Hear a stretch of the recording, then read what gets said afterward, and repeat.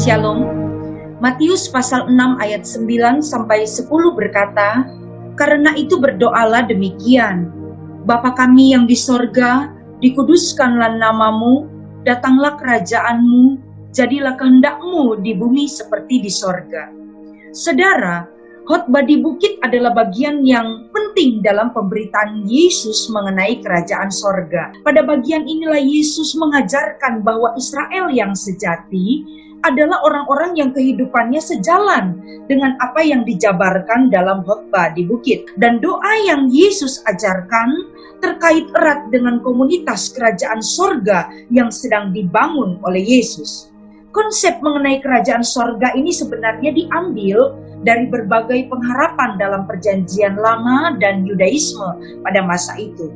Memang kalau kita mencoba menelusuri perjanjian lama, tidak pernah dikatakan kerajaan sorga secara verbatim. Sekalipun demikian, ide bahwa Allah adalah raja ataupun memiliki kerajaan merupakan tema yang umum dalam perjanjian lama. Allah sebagai raja merupakan gambaran konsisten dalam hubungan Israel dengan Allah.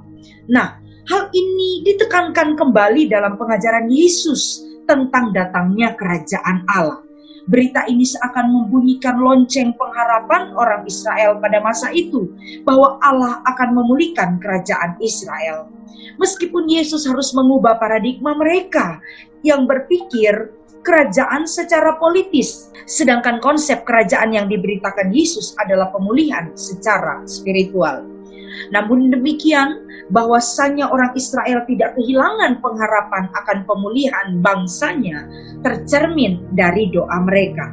Perhatikan saudara, bahwa ketika seseorang berdoa dan dalam doanya tidak disebutkan tentang kerajaan Allah, maka orang-orang Yahudi kuno tidak ragu-ragu menyebut orang tersebut tidak berdoa sama sekali. Karena mereka terbiasa berkata dalam doanya, "Biarlah Tuhan membuat kerajaannya berkuasa dan penebusannya tercurah, dan biarlah Mesias segera datang dan membebaskan umatnya." Ini adalah bentuk ekspresi dalam doa yang digunakan oleh orang-orang Yahudi kuno sebelum kedatangan Kristus. Mereka menyebut kerajaan Mesiasmu datang. Namun ketika mengajarkan doa kepada umatnya, Kristus mengubah ungkapan itu. Dia meniadakan kata Mesias dan mengatakan demikian, "Kerajaanmu datanglah," agar murid-muridnya tahu bahwa Mesias telah datang. Nah, permohonan "datanglah kerajaanmu, jadilah kehendakmu" bermakna bahwa kita menerima Allah memerintah atas hidup kita.